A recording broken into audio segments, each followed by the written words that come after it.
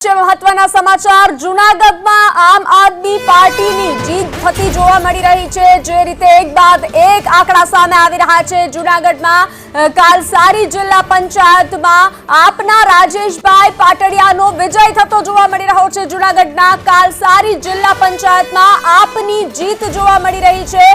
तो आम आदमी पार्टी की जीत जूनागढ़ में जोवा मळी रही छे। आपना राजेशभाई की जीत जोवा मળી રહી છે। તો લખમાં આ વચ્ચે પાલનપુરથી પણ મહત્વના ચડોતર જિલ્લામાં જિલ્લા પંચાયતની જે બેઠક છે તે કોંગ્રેસને જીત મળી છે। લક્ષ્મીબેન કરેણ જે 55 વોટથી જીત મેળવી ચૂક્યા છે। પાલનપુરની ચડોતર જિલ્લા પંચાયતમાંથી આ સમાચાર જ્યાં કોંગ્રેસે જીત હાથ મળી છે। અને આ વચ્ચે મોટા સમાચાર આમ આદમી પાર્ટી માટે આ સારા સમાચાર કહી શકાય છે।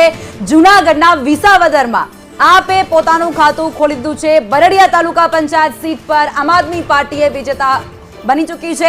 नैनाबेन वघासियानो 450 मतों विजय थई चुक्यो है। आम आदमी पार्टी माटे आ सारा समाचार कही शकाय छे। जूनागढ़नी अंदर विसावदर बैठक पर पण तेओए खातो खोलावी दीधो छे। जूनागढ़ना विसावदर तरफथी आपने सारू समर्थन मळ्युं होय तेवुं अत्यारे आंकड़ाकीय माहिती परथी लागी रह्युं छे। जी लखमा जे रीते एक बाद एक तो आणंदनी आसोदरथी पण समाचार आव्या छे कि आणंदनी आसोदर जिल्ला पंचायतनी बेठकमां कोंग्रेसनी जीत कोंग्रेसना उम्मीदवारनी जीत जोवा मळी रही छे। जिल्ला पंचायतनी बेठकोमां कोंग्रेसे खातुं खोल्युं छे।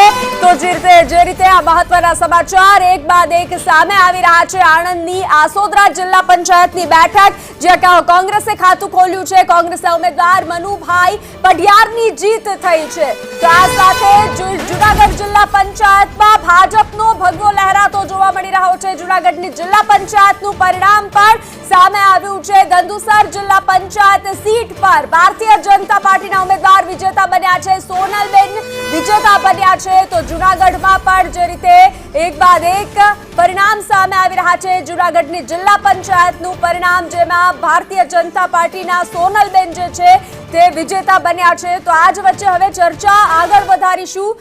जे रीते सहदेवभाई के जे रीते आम आदमी पार्टीना पण आंकड़ा सामे आवी रह्या छे तेनी पण जीत जोवा मळी रही छे अमुक बेठक पर। तो जे रीते गुजरातमां जे ट्रेंड हतो द्विपक्षीय राजकारण तेनो अंत थतो क्यांक ने क्यांक हवे जोवा मळी रह्युं छे। ચોક્કસ તાલુકા જિલ્લા પંચાયતની ચૂંટણીની એક મર્યાદિત ક્ષેત્ર હોય છે। ધારો કે તાલુકા પંચાયતમાં 2 થી 3 ગામ હોય છે એટલે આમ આદમી પાર્ટીએ ત્યાં જરૂર પોતાનો પગ પેસારો કર્યો છે। પણ તમે વિધાનસભામાં જોશો તો મોટા ક્ષેત્રમાં હજુ આમ આદમી પાર્ટી એટલું સક્રિય થઈ શકી નથી। ગઈ વખતે તમે જુઓ 4 થી 5 બેઠકો મળતી કે પછી ગોપાલ ઇટાલિયાનો વિજય થયો પણ સામે ક્યાંક કોંગ્રેસ આળસમાંથી બેઠી થઈ રહેલું દેખાય છે। પણ જોઈએ એવો હજુ પ્રચાર પ્રસાર એનો નથી। પણ ચોક્કસ આવનારા દિવસોમાં આમ આદમી પાર્ટીમાં ભલે અત્યારે ભંગાણ થઈ રહ્યા છે પણ એ થોડુંક સંગઠન જો મજબૂત બનાવશે તો ક્યાંક ટક્કર આપી શકશે। હું એમ નથી કહેતો કે એ શરૂઆતથી જ મોટા રિઝલ્ટ તરફ જઈ શકે પણ ધીમે ધીમે લોકોમાં પગપેસારો કરી રહ્યા હોય એવું અત્યારના પરિણામોમાંથી દેખાય છે। અને હજુ 12 વાગ્યા સુધીમાં કદાચ સૌરાષ્ટ્રમાં મેં તમને અગાઉ કીધું તેમ સૌરાષ્ટ્રમાં જે કંઈ લોકોની નારાજગી હતી થોડી ઘણી આમ આદમી તરફ વળી છે। बिल्कुल। અને અશોકભાઈ તમે જુઓ 2021ના પરિણામ આપણે જોઈએ તો કોંગ્રેસ એ હાંસિયામાં ધકેલાઈ ગઈ હોય તેવું લાગ્યું અને એ ત્રીજા નંબર પર અમુક જગ્યાઓ પર પહોંચી ગઈ હતી। અને હવે આ ચૂંટણીમાં તમને શું લાગી રહ્યું છે? મજબૂત વિપક્ષ તરીકે તે ઉભરી આવશે પણ